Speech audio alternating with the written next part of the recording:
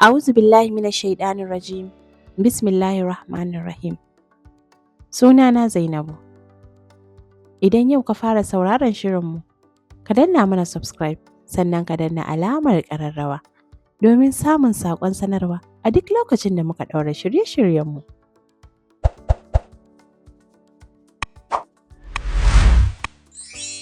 Mun gode.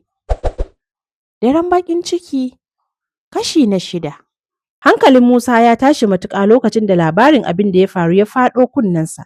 Don haka, da yamma ya shirya ya je gidansu. Sai dai ta tabbatar masa ya kwantar da hankalinsa komai zai wuce, amma ya kasa haƙuri. Ganin yadda abin ya ƙici ya ƙi cinyewa. Sannan sarkin fawa bai daina turo masa mutane ba. Ya sanya Malam Ayyuba ya yanke shawarar cewa a sati mai zuwa kawai iyayen Musa su zo a ɗaura auren. Tunda sun gama komi, don haka kawai sai aka fara maganar biki ganga-ganga. Wannan shine abin da ya kwantar mata da hankali.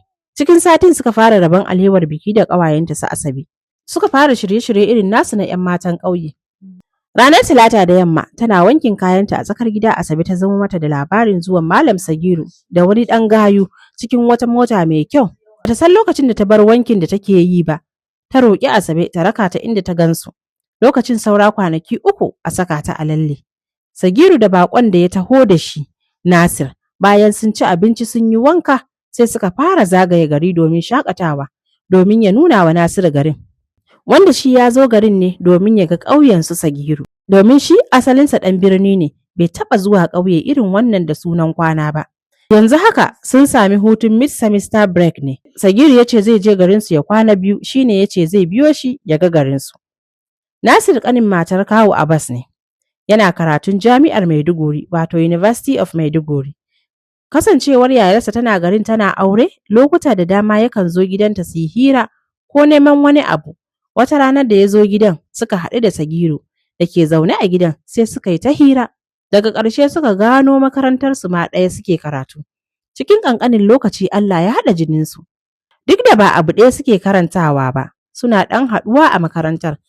Domin shi Nasir yana karanta medicine, yana shekararsa ta 4 ne ma. Yayin da shi kuma Sagiru yake karantar law. Wani lokaci ma Sagiru idan bai son komawa gida sai ya tafi ɗakin Nasir ya kwana. Don haka cikin ƙanƙanin lokaci Allah ya sanya shaƙuwa mai ƙarfi a tsakaninsu.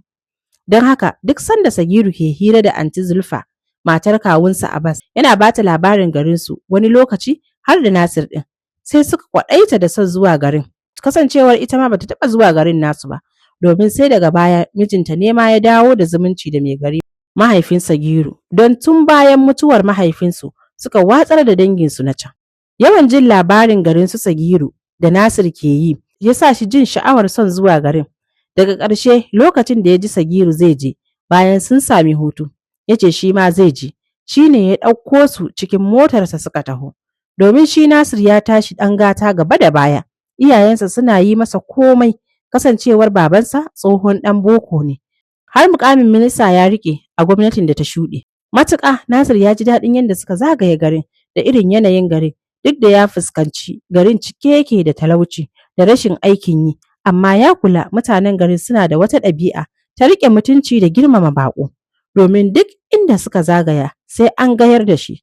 Tun da shigarsa da yanayinsa ya nuna musu ba ɗan garinsu ba ne, kuma kowa ma ya san kowa. Sannan yanayin kyawun mutanen garin ya ƙayatar da shi matuƙa, domin fararen Fulani ne masu kyau, duk da yawansu wahala ta dusashe kyan nasu. Amma ya samo amsar tambayan dalilin da yasa ake yawaita yi wa matan garin fyaɗe a labarin da Sagiru ke bashi. Domin suna da kyau matuƙa, sannan yanayin irin shigarsu ba sa rufe jikinsu sosai. Har abin da ke cikin ransa ya kasa ɓoyuwa sai da ya bayyana shi a fili. Tabbas dole fyaɗe ya yawaita a garin nan naku Sagiru. Lokacin da yake faɗar maganar suna tafi a hanya, Sagiru ya waigo ya kalle shi cikin mamakin jin abin da ya faɗa. Me yasa ka ce haka Nasir? Nasir ya ɗan yi yaƙe, sannan ya ci gaba da magana. Tunda muka shigo garin nan nake ganin 'yan mata, duk da ba wasu masu girma ba ne, amma babu wacce ke yafe da gele, kowacce ta ci ɗamara da shi. Kuma da yawan 'yan matan suna sanye da riguna ƙanana ne.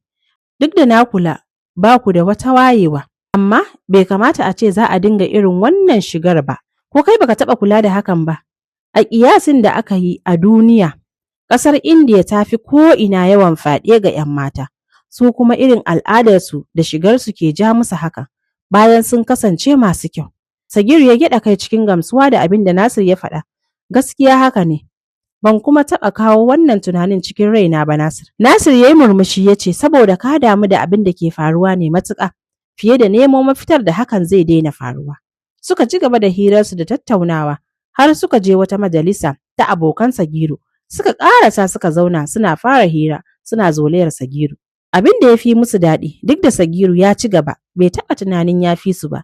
Shi daman haka ya taso. Bai taɓa nuna shi ɗan mai garin ba ne.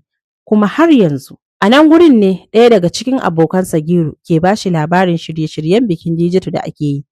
Ya sanar da shi saura kwanaki 3 ma a saka ta a lalle. Amma sai Sagiru ya yi kamar bai damu ba. Sai dai tun daga lokacin ya ɗauke wuta. Ba su ƙara jin bakin shi ba. Daga ƙarshe ma ya miƙe ya ce da Nasiru su tafi. Suna tafi a hanya yake cewa Nasir ya kamata su koma yau. Da sun yi za su kwana 2 ne a garin, amma shi ya ji duk garin ya fita daga ransa gaba ɗaya. Nasir ya san maganar Dijatu, don haka yake ta tsokanarsa. Sagiru bai kula shi ba domin yana cikin tsananin damuwa matuƙa. A can ƙofar gidan mai gari yara da manya sun zagaye motar da suka zo da ita. Ana ta kallo.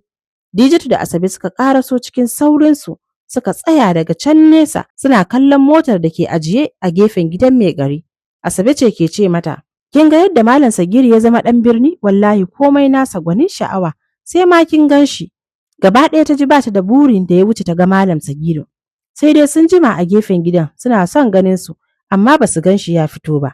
Daga ƙarshe har suka yanke ƙauna suka juya da nufin komawa gida. Daga nesa Dijatu ta hango Sagiru da Nasiru tafe, ta ji wani sanyi cikin ranta. Sai dai hankalin Sagiru gaba ɗaya baya tare da ita. Amma abin mamaki kallo ɗaya da ta musu suka yi ido 4 da Nasir da suke tare da Sagiru.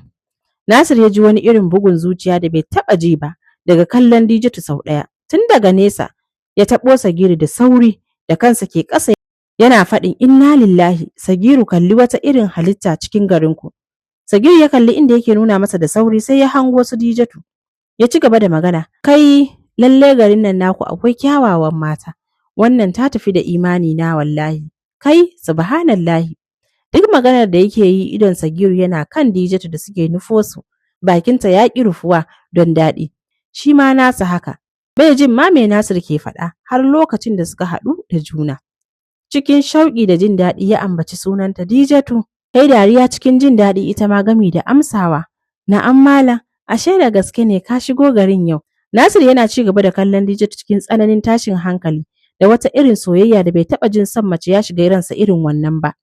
Amma jin cewa ita ce Dijatun da Sagiru ke yawan bashi labari, sannan kuma an kusa yi mata aure, sai ya ji gwiwarsa ta yi sanyi, amma ya kasa ɗauki idonsa daga surarta mai kyau. Yana jin hirar da suke yi cikin jin daɗi da nishaɗi, har zuwa lokacin da Sagiru ya sako wata hirar daban. Ashe ranar Juma'a za a ɗaura aurenki Dijatu. Dijatu ta sunkuyar da kanta, ta kasa magana sai Asabe ta bashi amsa, tana murmushi. Baka ga har ta fara kyan amarci ba? Kullum sai ta yi wanka da ruwan lalle. Amarya ce nan. Sagiru ya ɗan yi yaƙe yana kallon mutanen da ke wucewa jefi-jefi suna kallon su sai ya daure ya yi magana. Ya dafa Nasir, wannan abokina ne kuma yayana sunansa Nasir, makarantar mu ɗaya, amma ya wuce ni a karatu. Dijatu ta kalli Nasir cikin yanayin murmushi. Ina wuni? Wani irin kallo ya mata wanda ta ji tsigar jikinta ta tashi gaba ɗaya. A can baya tana ganin kyan Sagiru, amma yau sai ta ga wanda ya fi shi komai, domin sai yanzu ne hankalinta ya kai kanshi. Cikin ƙarfin hali Nasir ya amsa mata yana ɗan zolayarta. Kin kusa zama amarya ko Dijatu? Allah ya sanya alkhairi. Ta sunkuyar da kanta ta kasa yin magana, sai Sagiru ya ci gaba da magana. Kin san kuma me? Ta gyaɗa kai da sauri alamar a'a. Irin karatun da kike fatan yi, wato likita, shi yake yi. Cikin sauri Nasir ya amshi. Au, likita take son zama ne? Sagiru ya gyaɗa kai. Ƙwarai da gaske, amma dai yanzu gashi za a yi mata aure ko? Ta ƙara kawar da kanta cikin kunya, ba ta son jin maganar auren nan. Sagiru ya ƙara kallon mutanen da ke wucewa suna kallon su, ya yi magana.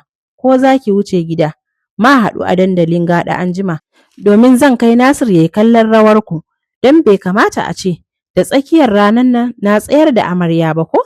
Dijatu ta yi murmushin yaƙi tana faɗin babu damuwa. Daga can ne suka jiyo magana ana kiran sunan Dijatu, gaba ɗaya suka waiga. Musa ne ke tafe da wata babbar leda a hannunsa. Daga can gida nake, ƙaninki Lukman ya ce min kin yo nan hanyar, shine na biyo ki. Ta kalli Sagiru ta kasa magana har lokacin da Musa ya ƙaraso gurin ya kalle shi cikin mamaki. A'a, Sagiru yan boko, yaushe a gari ne? Cikin ƙarfin hali Sagiru ya bashi amsa. Ɗazu muka shigo garin. Mun same ku lafiya? Musa ya miƙa masa hannu suka yi musabaha cikin ƙarfin hali. Daga nan Musa ya kalle ta. Kin ga zo mu je mu ƙarasa maganar a ƙofar gida domin dai na san ba zai wuce maganar bokon da kike so ki yi ne kike yi da Malam Sagiru ba ko? Kafin ta yi wata magana, Asabe ta kamo hannunta da sauri. Mu je ku ba mu kuɗin gaɗar mu da sauri ma domin na ga take-taken abokanka masu wayo ne. Asabe ta ja ta suka fara tafiya tare da Musa ba tare da ta bata damar yin magana ba. Ta wuce ta bi su amma kuma tana ɗan waigowa ta kalli Sagir da abokinsa. Sai take ganin kamar wasu irin mutane ba su ba, kamar su wata halitta ce daban da sauran 'yan garin. Tabbas dole zaka jima kana maganar Dijatu Sagir. Amma tsakani da Allah ni yanzu laifinka kawai nake gani ba na kowa ba. Sagir ya kalle shi cike da mamaki kamar yaya. Wallahi ba karatu ba, ko birnin Sin za a kai ni karatu. Ina da kamar yarinyan nan. Sai na aure ta sannan zan tafi domin samun irin su Dijatu a cikin karnuwa ba shi da yawa. Kana ganin zaka ƙara samun mace kamar ta ne nan gaba? Sagir yayi ajiyar zuciya cikin tsananin damuwa. Wallahi ban sani ba, amma ka sani maganar da kake faɗa na yi ƙoƙari akan haka, amma ina maganar aure ran mahaifina ya ɓaci ya dinga faɗa. Dole kaga babu yanda zan yi ko? Nasir ya girgiza kai cikin damuwa. Ka yadda kawai ka yi asarar mace abokina. Wallahi ko ni za a bani damar auren yarinyar nan a yau ɗin nan zan biya sadakinta na aura. Sagir ya kalle shi cike da mamaki. Ban gane me kake nufi ba. Nasir ya ɗaga kafaɗa. Ba zan ɓoye maka ba, wallahi kallo ɗaya na yi wa Dijatu. Ta shiga raina. Na ji ina son ta irin soyayyar da ban taɓa yi wa wata ɗiya mace ba. Amma gaskiya kana da matsala wallahi Nasir. Ba matsala ba ce, gaskiya na faɗa maka, saboda na san daga ni har kai ba samunta za mu yi ba. Aure za a yi mata ga wani can daban. Da a ce kai za ka aure ta, da ba zan gaya maka komai ba. Da zan bar abin a cikin raina. Amma yanzu tun daga ni har kai babu mai aurenta, gwara na gaya maka ko na sami sauƙi cikin raina bisa sukar da santa ya yi min lokaci guda. Sai ka zo mu ƙarasa cikin gida ko? Sagir ya faɗa a fusace, cike da tsananin kishi. Ya ji wani abu ya cika ransa, musamman da ya ga Musa. Wai wancan sakaran shine zai auri Dijatu? Yana jin kamar ya bi dare ya kashe shi ma kowa ya huta. Dijatu kuwa suna tafi a hanya da Musa da Asabe. Suka ci karo da Buji da abokansa. Cikin huci ya fara yi mata magana. Ke Dijatu, wai ni zaki yaudara ki ce ba zaki aure ni ba? Kin san waye ni kuwa? Musa ya dalla masa harara. Kaga Buji, ko ma wane ne kai? Dijatu ta maka nisa. Domin yanzu haka Kiris ya rage ta zamto matata. Wallahi kayi ƙarya. In dai ina numfashi, hakan ba zai taɓa faruwa ba. Buji ya bashi amsa a fusace. Hankalin Dijatu duk bai tare da su a yanzu, yana can ga Sagirinta, don haka cikin tsoro ta fara ƙoƙarin tafiya. Asabe ta bi ta da gaggawa suka bar Musa da Buji suna ta sa'insa. Suka bar gurin da sauri cikin tsoro.